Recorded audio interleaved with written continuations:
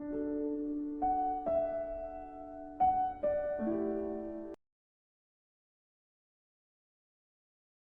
नाम रेणुका है।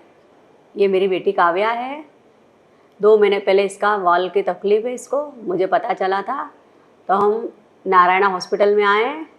यहाँ हमें डॉक्टर रतुल सर से मुलाकात हुई। फिर उन्होंने मेरी बेटी का ऑपरेशन किया। ऑपरेशन एकदम सक्सेस हो गया। अब मेरी बेटी बहुत अच्छी है, एकदम स्वस्थ है, अपना काम खुद कर सकती है। और डॉक्टर रतुल को और दिव्य सर को और तमाम स्टाफ को मेरा बहुत बहुत धन्यवाद।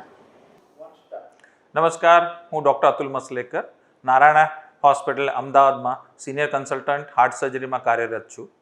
આજે મને બહુ ખુશી છે કે આજે એક અમારો બાળક ઓપન હાર્ટ સર્જરી જેનો થયો, કાવ્યા મિસલ 9 વર્ષની છોકરી સાબરમતીથી આજે ઓપન હાર્ટ સર્જરી પછી આજે ઘરે જઈ રહી છે।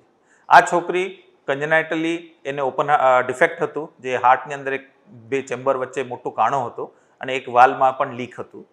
આ છોકરીનો ડાઉન સિન્ડ્રોમ પણ છે, જે ક્રોમોઝોમલ એબનોર્મલિટી છે।